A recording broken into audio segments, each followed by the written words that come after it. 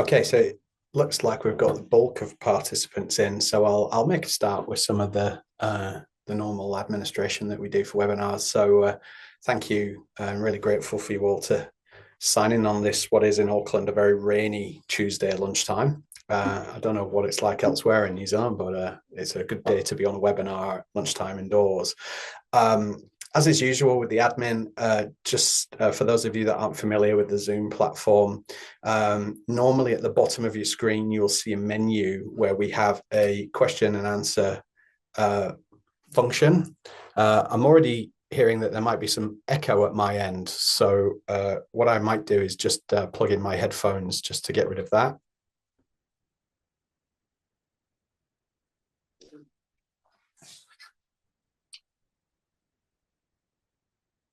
Okay, so I've just changed to a different microphone setup. So hopefully that's improved for you all.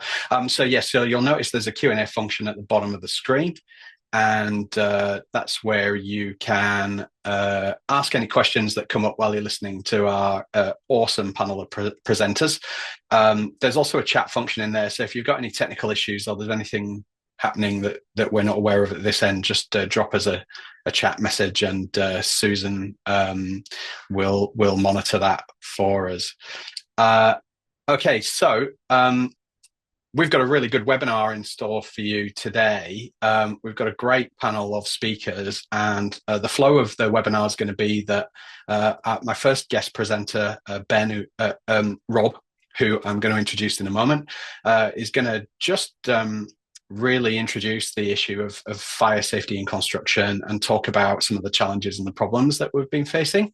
Once Rob has done the presentation, which should be the sort of first 20-25 minutes, I'm then going to introduce the rest of the panel, and we're going to use the rest of the session really as a panel discussion and a Q&A session to really get into some of the nitty-gritty, the practical impacts of challenges in managing fire and construction. So I'll give you an opportunity to have any of your questions answered live.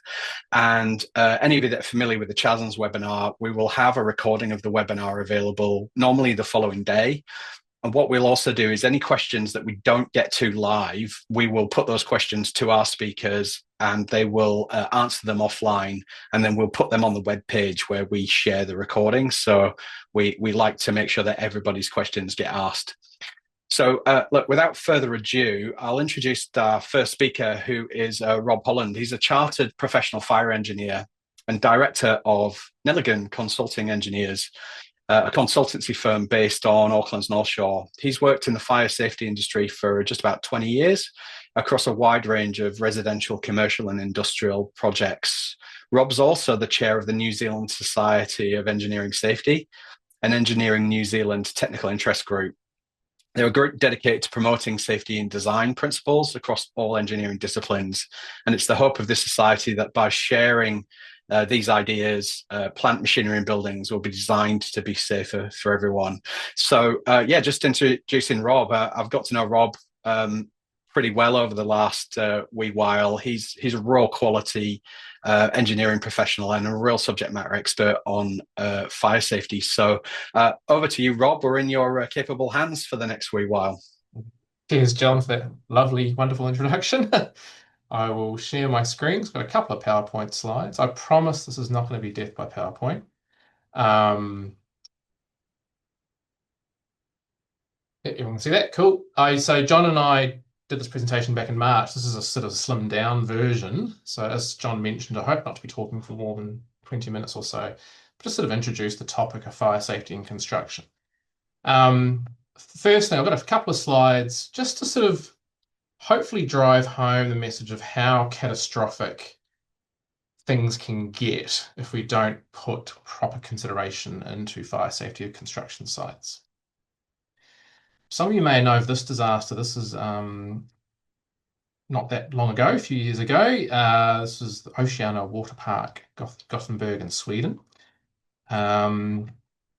It was actually caused by they were welding together sort of a friction welding or sort of a welding process on some plastic pipes. Wasn't done quite right. Something to do with the heating elements, the way they arranged the heating elements. And this actually resulted in one fatality and injured 12 others. It caused quite a wide-scale disruption. Nearby hotels and offices were evacuated. Um, and yeah, 42 million euro material damage and a 2-year delay in the opening of that water park. So obviously quite a significant impact on that project. Next one I'm sure everyone knows about, New Zealand International Convention Centre. Uh, Probably don't need to say too much about this. I'm sure most people here know some of the details of this event. But just a few little bullet points, some statistics from that, the sort of impact that had. So 150 firefighters and 30 appliances at its peak.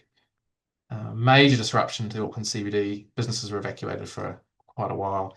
And this is quite an extraordinary number, 27 million litres of water. And that in itself, the fire damage was sort of the top bit of the building, but all that water caused damage to the rest of the building. Not to mention, one bullet point I haven't put here is sort of the environmental impact as well. In 6 years, obviously a significant delay that project. 6 years to remediate and complete the building following that event. This one here was quite a shocking one I learned about when putting these slides together. This is in Incheon, South Korea. This was a real, horrible sounding one, this one. So it was in 2020, 39 fatalities. They're in the basement. 78 workers were in the basement at the time. There were no operational sprinklers, and they're putting down polyurethane foam floor insulation. As a fire engineer, as soon as I hear polyurethane foam, little alarm bells go off in my head because that stuff burns real fast, real well. So I can only imagine how horrid it was to be down in that basement when that stuff started burning. Yeah, so yeah, well, I said half of the people who were down there didn't make it out in time. Oh, this slide's not worked very well, is it? Anyway, so this slide here, just a real sort of basic introduction. I've called it Fire Safety 101. What we do as fire engineers, what we consider when we do a fire safety design for a building. And the first one is we try our best to prevent a fire from occurring. So in the building code documentation, the compliance documentation, that'll be things like making sure the electrical installations comply with the correct standards. The gas installation's been done to comply. If we've got a fireplace in a house, to make sure we've put all the proper protection around the fireplace. Basic stuff like that. That's the ideal. We don't want a fire to start at all, right? But inevitably it will. So the next thing is we say, okay, if a fire's started, for a fire safety design, we want to get people out of the building safely and also try and restrict the damage that fire is going to occur. So the next step we consider is, okay, we're going to prevent, slow down the spread and reduce the size of that fire. And the next thing we want to do is we want to get people out safely. So the first step in that is alerting everyone in the building, and that's obviously fire alarm systems. So if we have a very large building, we want an automatic detection system. So there's a fire in one part of the building. We have an alarm through the whole building saying notifying everyone to get out of that building. That's the next step. And then the last step is, okay, we've told everyone to get out. Now we need to give them good ways out of the building. So that means clear escape routes, when it's, free of obstructions. If there's lots and lots of people in a building, nice wide escape routes. Doors that swing outwards, X signs, nice illuminated X signs and lighting to show them the way out. So there we go. Fire Safety 101. That's how we do every fire safety design sort of considers those 4 elements. Now I'm missing a 5th one. I appreciate that there's a fellow presenters from FENZ, so I am missing a 5th element, which I will address. Those are the 4 basic ones when we're trying to address life safety of the occupants of a building. So when we think about the actual elements or fire safety design measures we put into fire safety design, and we think about preventing fire, so we'll remove ignition sources. Hoping most of you are aware of that acronym, so far as is reasonably practicable out of Health and Safety Work Act. So we can remove some ignition sources. To slow spread, that's when we talk about passive fire. So we have fire walls, fire-rated walls, our floors are fire-rated, we have fire doors, all our little holes in our firewalls have got passive fire stopping on them.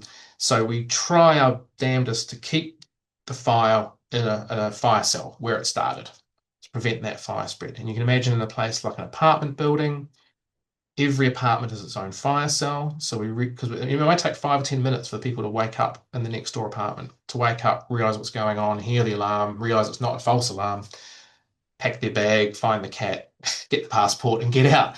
So, we really want to keep that fire in the little fire cell where it started. And also, and reducing fuel loads. There's basic requirements in the building code and the C clauses of the building code around, especially surface finishes as well. We don't want our carpet to be overly flammable, or we don't want to put polyurethane foam up our walls. Um, and obviously, sprinkler protection plays a big part of that, of keeping a fire small, preventing its fire spread, keeping it from spreading throughout the building. And it also serves as an alarm system, right? So that some buildings have the sprinkler sets off the alarm system as well.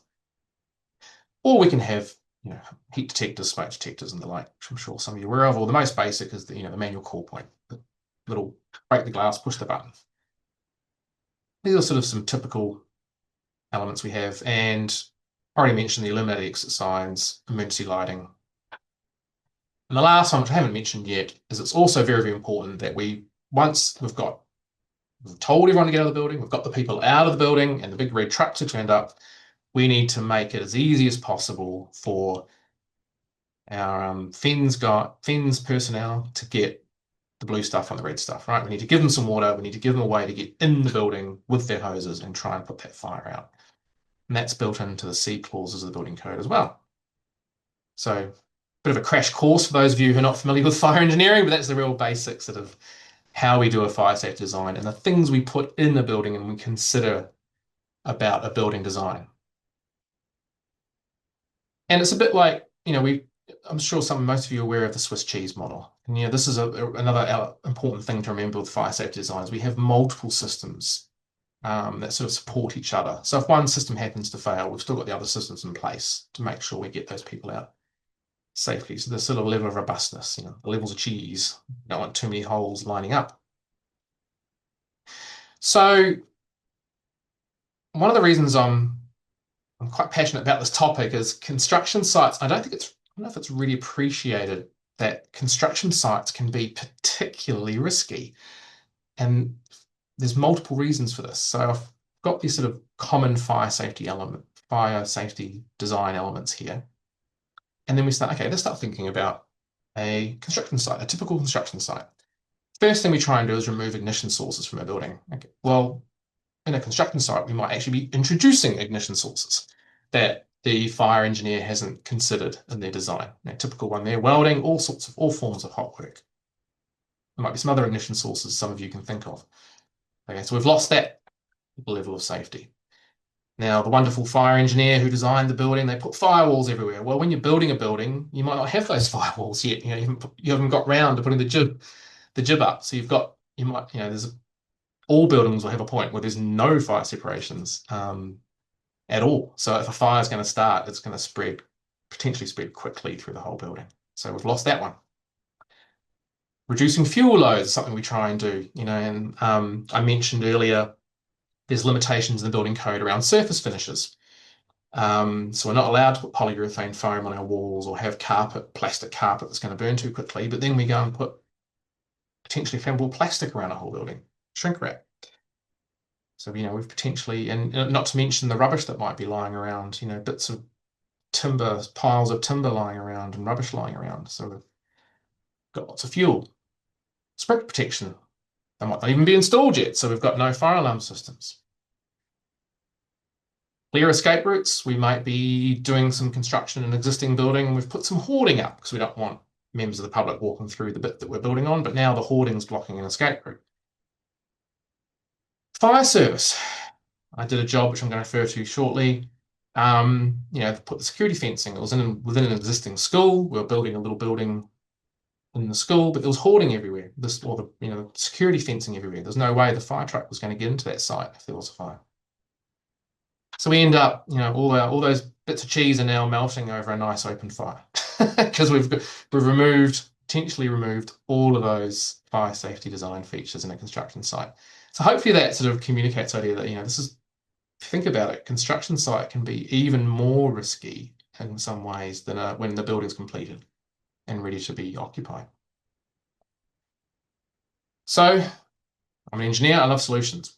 What do we do? What can we do? And I guess the main message is plan, plan, plan, and then do some more planning.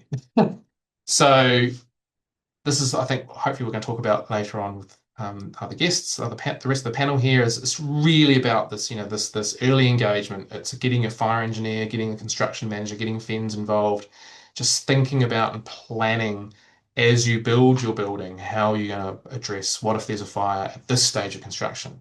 Can the fire truck get here? Oh, there's no firewall there. All these sort of things. And this last bullet point, consider having for a larger site, consider having a dedicated site fire safety officer, someone who that's their job. They make sure rubbish is cleared away and, there's people doing the hot work permits correctly, things like that. This is the example I talked about before. Just quickly go on this one. This is we're building a new building with an existing high school, existing college. I didn't do my job properly on that one. I didn't think about fire safety during construction. FENZ came around, had a little look and said, oh, we don't like what you guys are doing. There's fencing in the way. The hydrant that you promised us is not there yet. So we had a sit-down meeting with the FENZ and we came up with some solutions. We provided some temporary hydrants, some hosing. We made sure there was a gate they could get through.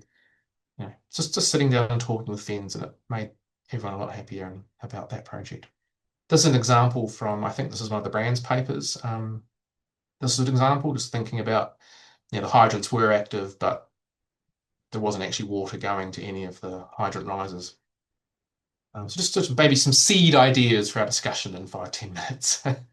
Hot works, no brainer really. Make sure you have hot work permits. Well, first of all, remove hot works if at all possible, so far as reasonably practical. Make sure you don't do any hot works or do it off site. If you must do hot works on site, some real basic things you can do. Hot work permit system. Housekeeping, make sure you clear rubbish. Arson risk, I was on a job, I think it's just pre-COVID, but actually, someone just came onto the construction site in the weekend and decided to set light to it. Site-wide fire risk assessments. Consider temporary fire separations. Think about lithium-ion batteries. If you're charging lots of little lithium-ion batteries somewhere, think about, well, where are they? Where are we storing those? If there's a fire in one of those. They were quite infamous for setting fire to themselves. And shrink wrap. I found there's a fire retardant shrink wrap, so maybe that's something you could look at doing. I'm almost finished talking. Meeting my target. That's good. There's some really useful, there's heard the expression, no point reinventing the wheel. There's some really good resources available. NFPA 241 is a very lengthy document. I've read through that once or twice. Kevin, who you might hear from later, he wrote that article in the top right for brands. I'm sure we can make these links available to those of you who've registered for this webinar. This one from the HSE executive is quite good as well. That's a much, it's a bit of a thinner document than the NFPA one, but still very, very useful. So in summary, construction fire risks are real and can be disastrous. And many of the fire safety design elements we put into a design can be inoperative or not yet installed or not even there. And I think planning's the answer. And, engaging with everyone and thinking about your risks and planning. I think that'll do from me. And hopefully there's enough things there to talk about. I'll stop sharing my screen. Right, that's awesome, Rob. Thanks very much for that. And I think you've set the scene for our discussion really well. So thanks for that. Always good to have a bit of a swat up and a reminder of some of the basics of fire safety as well. It's certainly a while since I've thought about some of those specific aspects. So before we continue, it's probably worthwhile me introducing the rest of our esteemed panel. So I'm going to now introduce Ben and Stephen. So I'll start with Ben Horn. He's currently a health and safety officer based in Wellington with contractor LT McGuinness. He's been in the construction industry for the last 8 years, which has included a stint running his own construction company. He's already a brave man. And then what makes him even braver is that he's been a volunteer firefighter with Fire and Emergency New Zealand for over 13 years. So really grateful to have Ben on with some practical construction experience and bringing a firefighter's perspective to this subject. So grateful to have you here, Ben. And also as well, last but definitely not least, is Stephen Reeves. Stephen's got 23 years experience. You don't look old enough to have 23 years experience, Stephen. You must have a hell of a moisturizing regime going on there, mate. 23 years experience in the firefighting and fire engineering field. And so during this time, he's worked at the Merseyside Fire and Rescue Service, which is in Liverpool in the UK, which for those of you that haven't traveled out that way is a big city. So would have done some really interesting work and seen some things there. And as a consultant fire engineer, so since 2019, he's worked for Fire and Emergency New Zealand as a fire engineer based at Te Moana Atoi, the Bay of Plenty. In recent years, he's been part of various industry working groups and looks forward to connecting with CHASNZ and our stakeholders to explore and discuss construction, site, fire safety. So, look, welcome along to the chat, Stephen and Ben. And obviously, we're keeping Rob here. And so this is the point really where audience, as we have this discussion, feel free to add in your own questions and we'll monitor those and get to them. But I'll just kick things off really with probably selfishly some areas of my own interest. So number one is that us in the construction industry, most of us are either having stuff built, so we're clients and asset owners who need things built and maintained, or we're the people who are actually building and maintaining these assets. Now, most of that work is designed in some way, yet, we've seen quite recently, you mentioned, Rob, the convention centre fire, which was major up here in Auckland and on the news. We obviously had, not far from my offices, a Woolworths store go up in flames, which seemed to be have some construction or fit out type work going on at the time as well as countless anecdotes and stories that I hear when I talk to safety professionals around our industry, that we seem to have lots of smaller fires that don't hit the news that could potentially be quite serious. So it seems to be something that's more common than it should be for a catastrophic risk. So my first open question really to all panelists, and really want to hear from all of you, is that so why do you think that we're not adequately covering fire prevention and design? And linking into that, what do you think we could do better to ensure that fire is considered properly in design processes, particularly by clients and lead designers? It's a big open question, I know. And I'm looking for volunteers to take that one first. Yeah, Rob, you'll just Stephen put his hand up first. He can go first. All right, all right, Stephen, you're on, and welcome. Thank you, and thanks for that very kind introduction. I think just recently we've just been investigating internally at FENZ why that examining that very question, to be honest, and why do we? There doesn't seem to be anything definitive that we can point to in terms of a one-stop shop in terms for construction fire safety that people that work on sites can follow. And looking back through the archives, I suppose, we found that there was some guidance and some regulations in New Zealand as far back as 1961. And for some reason, and they're quite comprehensive, to be fair, and they seem to have either been absorbed into other legislation and other guidance, quite varied one, including the Health and Safety at Work Act, and secondary legislation associated to that as well. And so I think maybe it's just been spread thinly across a wide variety of sources, and it's not easy for people. People on site are really busy, so maybe it's I'm just hypothesizing now, but maybe it's not easy for them to put the finger on exactly a single source of truth. Yeah, so that's interesting. So you're saying that perhaps absence of really clear current guidance could be one of those key aspects. That's interesting. Rob's nodding furiously to that. Yeah, no, I agree. I was actually going to say something that's a bit derogatory to my industry, but I'll go for it. I'll try and be diplomatically correct. Diplomatic. As something that's bothered me about my industry, the fire engineering design industry, since I became a fire engineer, and it's very disconnected.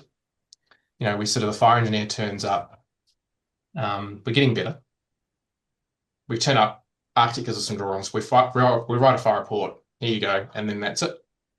You know, and there's that lack of coordination. There's that lack of sitting down around a table with actually sitting at the table. Even now with the design stage, it's some fire reports I see are very poor at this. They just to sit with the structural engineer and say, well, was that fire rated? Or sit with the architect and say, what do you think about this? And and FENZ, there's a lack of at the design stage talking to FENZ about how can we make things better for you guys. Um, that to me is the first thing that jumped to mind. Is maybe one of the core issues. It's just this lack of just talking, talking, talking to everyone involved, and even the construction. I'm doing some construction monitoring, and quite often at the moment for quite a large job in the CBD, which Kevin will know what I'm talking about. And quite often the fire engineer walks onto site. They're the only one who is on site who is a fire safety specialist. Quite often, that's who's got their head around what makes a fire safety design. You know. So Um, that's an interesting point, Rob. mm, So you're saying that actually specialism and capability and knowledge around fire management, fire mm, risk management might be thin on the ground. very much, It's yeah. interesting because I was looking through our Q&A, which I am monitoring, by the way, Yeah. ladies and gents that have dialed in. But Gary Clarkson has said a similar observation. His observation is that other than the fire engineer, the design team don't seem to have fire risk on their radar. Mm. And he's sort of made that provocative statement: safety in design, anyone? And yeah, I wonder whether that's a valid comment. That it sounds and rings familiar to me that there are a bunch of things that we probably need to be thinking about very early on before we Mm. even think about building something. Yep. And fire certainly is one of them. And so that question out. I mean, have any of you has been involved in sort of design teams, and what's the current narrative like? Like, how is it currently working?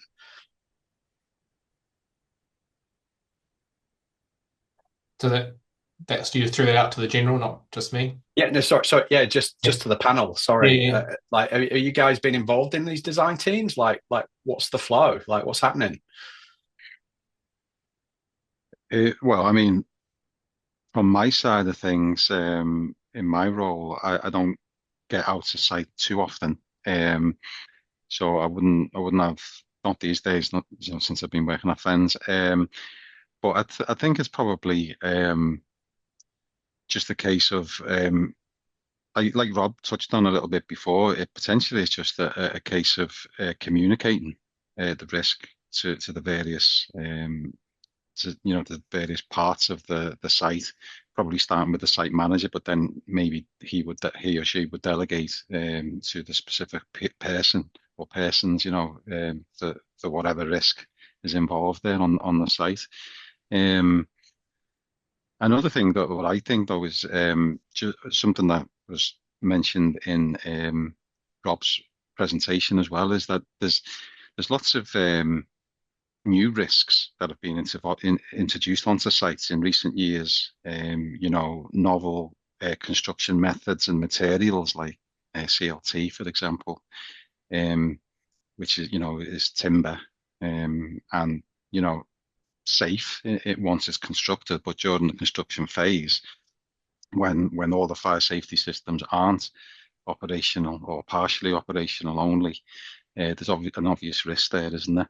And another thing, again, highlighted in the presentation was the charging of lithium-ion batteries, tools, things like that.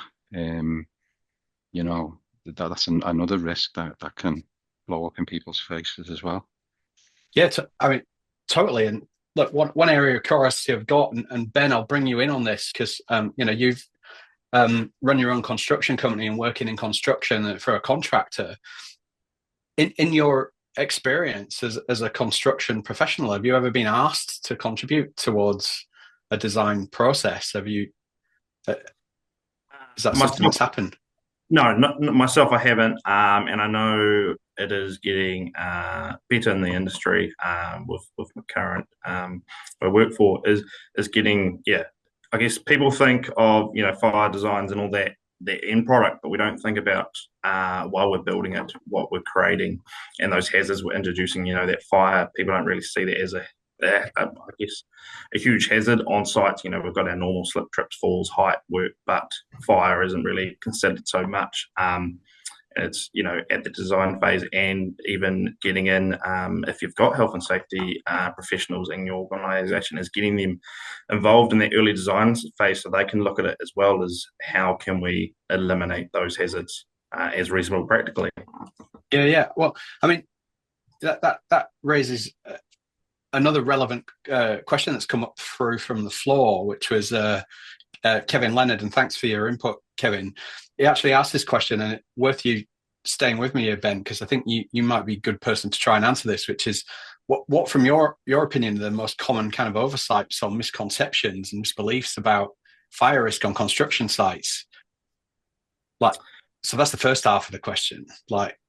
I guess it's people, we do hot works and they just we kind of just concentrate on that work where we're doing it and don't think about that heat we're introducing, that is that spreading to elsewhere? Is it going through that material we're heating? Is that now heating up another element that will catch fire? Have we got a bit of sawdust down the side? Have we got a clean site that something could easily ignite? And it's all those, instead of focusing on that work, it's again that bigger picture of that where we're doing those hot works, and grinding those sparks. Where are they going to go, and what can they catch? Ignite. So opening that up to the other members of the panel then, and it's the second part of Kevin's question, which is then, so how can we better integrate fire prevention into that sort of daily site operations without adding excessive complexity and cost? And I think that the excessive complexity and cost is an important part. Like, our people on site are busy, and they're busy building stuff, and us people in the safety game are really good at just laying on more and more rules for people to follow, which then becomes a bit of a challenge about which ones do we follow and which ones can we ignore because we're super busy and we're trying to get a thing built. So from a practical point of view, Stephen and Rob, what do you think are your big ticket items for just changing the way that this is done on a daily basis? I quite like the idea. I think it was in the HSE paper that I referred to. I can't remember the proper expression now, like a designated person or something like that. Like having and I added the bullet point after reading that. I quite like that idea of just having some, obviously it'll probably only be feasible for larger jobs, having a dedicated person as, the fire risk safety officer or something.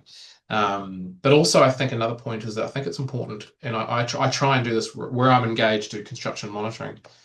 I try and make a point of it now as meeting with the construction team quite early on and having this conversation. Just having a little workshop around it.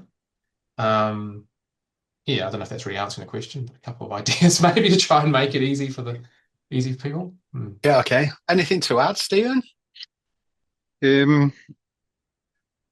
Not really. Just I guess building on what Rob was saying there is one thing that I've been thinking about leading into this webinar was at what point does the building become a building? So, at what stage do we need to consider escape routes? In terms of the building code requirements, people on site might not be aware of this even, but is the escape route or routes, sufficient for the number of people on the project? So, for example, if the building once it's completed needs 2 escape routes, but when it's partially completed, it's only got 1 available. And in building code where 50 people is the maximum on a single escape route. But then, you could have 200 or 300 people on a site. on the upper floors of a building, you know. So, um, Yeah, true story that, Stephen. And that there's something that was in my mind there, because what I wonder, and having some experience with design work as an engineer in a former life and now as a safety professional, is that one view I might take is that fire is considered during design, but it tends to be focused on the finished asset. So we will design an asset and think about what sprinkler system does this building need. You know, even if it was like an infrastructure asset, you know, if there was an emergency on this asset, how do we evacuate people once the bridge is built, or, you know, once the asset's finished? And I think that perhaps one of the things that maybe is missing from safety and design processes is considering the construction phase of the asset and its specific needs, because of all those issues that you gents have already raised, which is, number one, all of that fire stopping stuff that's been designed in for the end product's not there. Rob sort of mentions that we might have specified a sprinkler system, but that may not be scheduled to be complete until maybe later on in the project. The fact that we're going to have more people on the site than may ultimately occupy whatever that asset is. Like, what are your comments there? Does that ring true to your own experience? On my experience, sorry. Yeah. Yeah, totally. I like, before I was when I was a consultant fire engineer, I worked on some fairly decent sized projects, and during the construction phase, I remember there was one in particular that sticks in my mind, is where the building the building consisted of atrium, and it had quite a large atrium, so a fire cell wasn't just one floor or part of one floor, it was spread over many floors, you know. And I remember thinking, and I can't remember how many people were there, but a lot, maybe 200, let's say. And I remember walking around one day and thinking, you know, there's places where, you know, people were actually working in the stairwells, you know, so, you know, with doing things in the stairwell, they're doing things with the fire doors around the stairwell. So, you know, yeah, so I mean, I know that construction is an evolving process, you know, as the building, you know, gets built. But yeah, I think these things need to be thought about on a daily basis. Yeah, I'm totally with you on that one. Thanks, Stephen. What I'm going to do is just move on to some more questions from the floor here. An interesting question I've got is from an anonymous attendee, but thank you, anonymous attendee. You know who you are. What role do you think, and this is to the whole panel, so feel free to just grab this if you want. What role do you think insurers have in motivating owners and contractors to consider fire in the construction sequencing? For example, ensuring that the sprinklers and fire alarm panels are commissioned at the earliest practical stage, ensuring that substances, hot work, and waste products are better controlled. So that's the question. Anyone want to grab that? So it's really the role of insurers. Sorry, I was just going to say, I think, I mean, yeah, it's definitely in the interests of the building owner or the construction site operator to engage with their insurer at the earliest possible time frame. Just to, I guess, I don't know if I'm speaking outside of my lane now, but I'm going to say, just to make sure who's responsible for what, you know, and if things do go wrong, who's carrying the baby. You know, that's what I would, and how can people protect? Sorry. You raised such a good point. Sorry for interrupting you, because I think this is an important point, is that both you and I come from the UK and cut our teeth there. And obviously we have and used to in the UK the construction design management regulations, which one thing it does is it calls out roles and responsibilities. Do you think that might be a gap here in New Zealand? Potentially. I was compiling some information yesterday just on near misses, I suppose, in the construction site space. And there seemed a common thread amongst 5 or 6 of these example sites was that there seemed to be a breakdown in communication, possibly brought about because people were not in aware of their ultimate responsibilities and who they should be communicating with in regard to what they were actually doing. And these were not just in new sites. These are existing buildings where in some cases high rise, where some floors are being renovated and some are occupied, and people potentially being even unaware that there's construction work going on. So yeah. So the potential, just to answer your question, I think there is potentially a gap in our processes there. And we've got people agreeing with you. I've got more than one comment in the Q&A saying CDM is the answer. So some people more certain than us that there is a gap. And look, it's more broader conversation for construction, but we do feel, I think, and certainly at CHASNZ, we've been advocating for this for a while, that some regulatory or at least some approved ACOP type guidance that just define what the role of the client, the principal contractor, the contractor, the designer is, would be really useful and may allude to some of these gaps that we're seeing in consideration of fire. I want to move to a question here. It's from Stuart Chapman, who I know and is a very experienced construction safety professional. Said, while large businesses have good processes, some best practice industry NZ guidance and potentially some standardized basic training offerings for construction managers, supervisors and workers could be valuable. What do you think about that, panel? What are your views? Thanks, Stu. That's a good comment. Ben, I'll bring you in on this one. Sorry, can you just repeat that question again? Yeah, so fundamentally, what Stuart was talking about was that, fundamentally the large end of town in building and construction tend to have more sophisticated systems and processes. They tend to have access to capability, and was maybe suggesting that a gap in the system is like, guidance and training for the smaller players in town. Like, what's your view? Been one yourself? Yeah, I think definitely.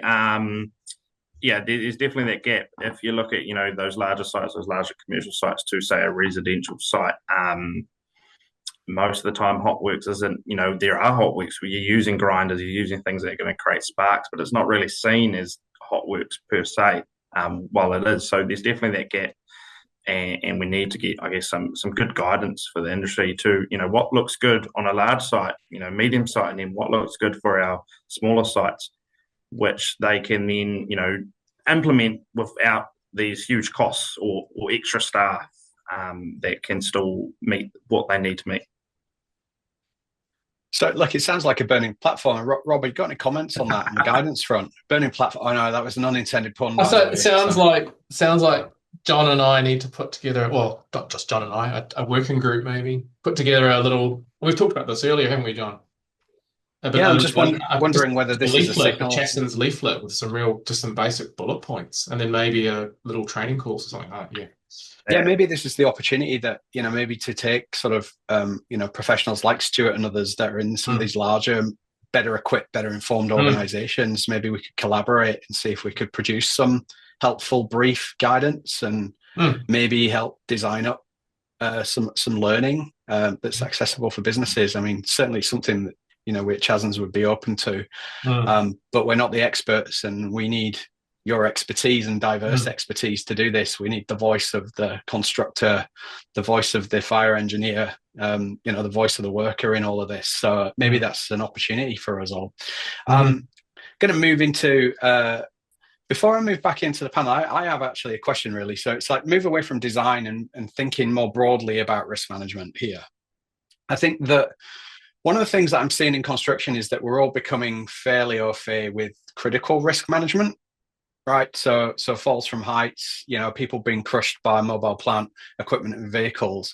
And what I'm seeing quite often, having the privilege of sort of looking from an outside in point of view at what organizations are doing, I see fire being boiled up into an organization's critical risk programs. Obviously, fire is a catastrophic risk, and I just wondered whether, with your experience and your perspectives, that you could maybe talk about what the difference is, but more importantly, what the tools, techniques, and approaches are that are different from critical risk management in this catastrophic risk management space. Rob, I might start with you.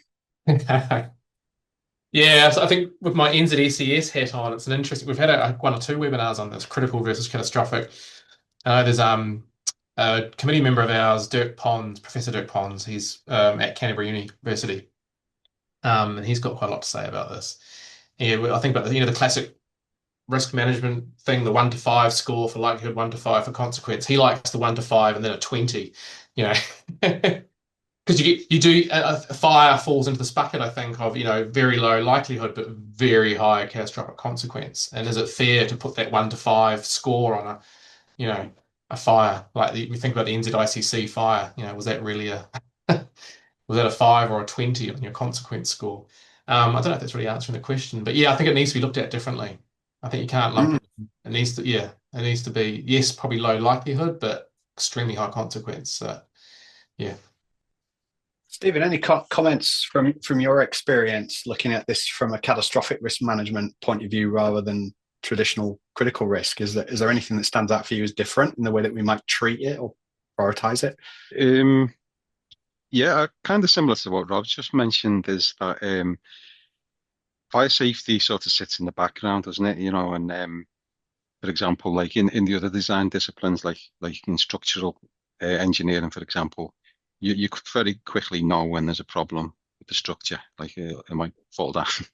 But you won't know until there's something wrong with the fire safety design of a building until something catastrophic happens.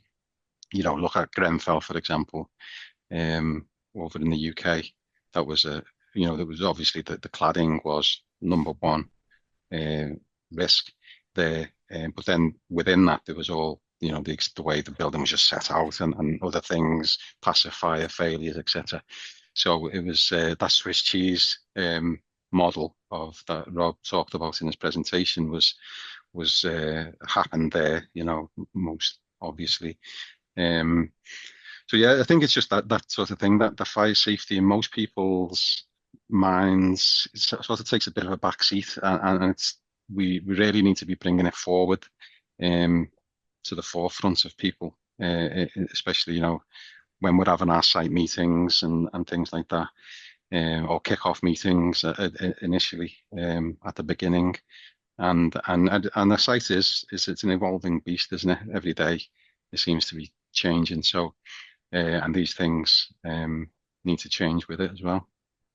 Well, I mean, that's valid comment, Stephen, and actually it really segues quite nicely into a question that Kevin Leonard has popped up. And thanks for your input, Kevin. You're doing awesome. Thank you. Good questions. When the intended use of a building changes, which is what you were alluding to, Stephen, with change, during construction, such as shifting from industrial to mixed use or residential, how should fire safety strategies be reassessed and adapted to ensure compliance and protection, especially when temporary fire controls may no longer be suitable?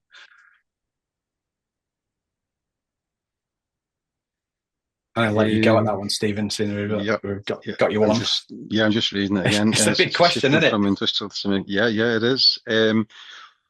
Well, I guess from a construction site, I guess from the building design point of view, there's mechanisms in place in terms of the design process and the consenting process and everything that would handle that side of things. But I guess what Kevin's meaning there is actually physically on site while those changes that have been approved are in the process of being done. And I guess from that point of view, I think like if it's an existing building and it's still partially occupied, for example, just to throw out another example, I think that would be something that would be really quite hard to manage, because you've got conflicting requirements for different occupancy types potentially within the same building, and on top of that, the site manager or whoever has to also take care of his own workspace I don't mean this, obviously the site. So yeah, so it's really difficult, undoubtedly. But I saw a comment there as well about someone made a question about sprinklers being livened up as the work progresses. Yes. Well, yeah, and I agree with that. But the just to put some like a seed into people's minds is that sometimes as that can happen, but then it can be switched off as well as work progresses. Hopefully for very short times, but sometimes going back to my point earlier on, sometimes people may not realise their responsibilities and may not always communicate that to others. That's what we've found when we've done, those near misses that I was talking about earlier on. Yeah, thanks, Stephen. That's awesome. Difficult question to field. That was a big meaty one, and yeah. So thanks for taking one for the team. I know that Rob and Ben were quite happily sitting back and smiling while he took that one. So nice one. I'm going to whip through some of these questions. So there's some that are really specific. So an early question that came through from someone anonymous was that what are your thoughts? So generally to the panel, and we'll probably start with Rob on this one. What are your thoughts on using thermal imaging cameras as a control measure for hot works? Like, do you think it would simply add another admin task for an already busy site manager, or do you see value and benefit in implementing this type of control? Yeah, I definitely see value and benefit. I think it's a good idea. Yeah, I don't see it being that onerous. If you've got a fire watch as part of your hot permit, just get hot work permit, just give them a thermal imaging camera. Yeah, I especially think of my senior partner. His master's thesis was on fires in polypanel buildings. And polypanels particularly nasty. What was that horrible fire? The dairy factory, Tamahiri, the Tamahiri disaster. Yeah, that was a polypanel building, and my senior partner's done a lot of that stuff. And that's particularly nasty because the fire, you can think there's no fire, but it's actually burning through the polystyrene inside the steel skin. So you have no idea it's burning away through the wall. Yeah, yes, is my response to that question. Great. I suppose just an add-on question, and you can take this, Rob or Ben or Stephen chip in, is that, are you seeing these used? Is this a control measure that you're practically seeing being used in New Zealand? Thermal imaging? I look after on my current site. I look after our hot works permits before and after, and I use a thermal camera, small one, attaches to my phone, and I go around and I check those areas. And as Rob alluded to, they're great. You can see obviously where that heat is, and then making sure it hasn't spread and it is within that material that is intended to be heated, or there's nothing sitting behind it. So wow! So I wasn't even aware that you could get them attached to your phone. Are they? Yeah, it's reasonably easy to use. Oh yes, yeah. This is a little one. It clips onto my phone, little app, and I use it's using the camera and it's connected to my phone. Yeah, not 100% sure on the price, but yeah, nice and easy set up, and I just walk around and point my phone at it like a normal camera.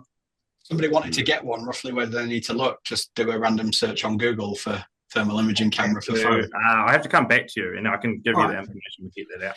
Yeah, do that, because we'll share that. Because I mean, I'd be interested in having one just to play with. But yeah, I'm sure there are people who've got proper jobs to do that would really quite find that useful. I'm going to fire through a few more of these. We'll do some quick fire because we've got in the last 5 minutes, and see if we can get through. Question: in emergency situations like a fire on a multi-contractor construction site, how can we ensure that critical instructions are understood by all workers, especially when toolbox talks and safety briefings are delivered in English, and many of our workers, and somebody said even Scousers, Stephen, speak English as a second language or not at all? Yeah, it never ceases to amaze me how that anti-Scouse thing comes over to New Zealand as well. But yeah, no, totally. Yeah, I 100% agree with that, because from my experience on building sites, there is a decently large proportion of the workers will be foreigners or people not from the English-speaking world. So yeah, I think having safety information in a variety of languages is a good thing, definitely. Yeah, that's awesome. You go, Ben. Oh, you go, John. Sorry. Yeah. Well, actually, I was just going to pass over to Ben on that one. Yeah. I think that just goes from that to any health and safety information is adapting it to your audience and making sure they understand. So if that means, for all the bigger sites, you bring in a translator or you translate that to some nice, easy written material, then we're improving that health and safety on site. Are you getting good feedback from your migrant workers, Ben, where you're doing that? Is that something that's going down well? Yeah, I've done that in the past, and they definitely appreciate it. I know we've had in the past some translated on bigger sites, and then just taking the time, that extra time to make sure they understand it, or show them as well. Explain that, take that extra step for them. Yeah, nice. Rob, I've got one I'm going to nominate you for because I think it's quite topical. Is that for projects that incorporate electric vehicles, engines, and battery storage infrastructure, and I think just this proliferation of Li-ion batteries around the place. Like, have you come across any specific fire safety risks or control measures that we should address during the construction phase for that type of risk? I think especially the small lithium-ion batteries are probably bigger, from what I've read, are the bigger danger. Right. And we don't have any scooters on site. Even like a drill battery. I think it wouldn't be a bad idea if you had a specific set aside room for charging those in. Wouldn't be a bad idea, right? With put a bit of fire rated jib around it or something. Just a temporary little room where you can charge all those wouldn't be a bad idea. Or some or have some fly blankets or something. Yeah.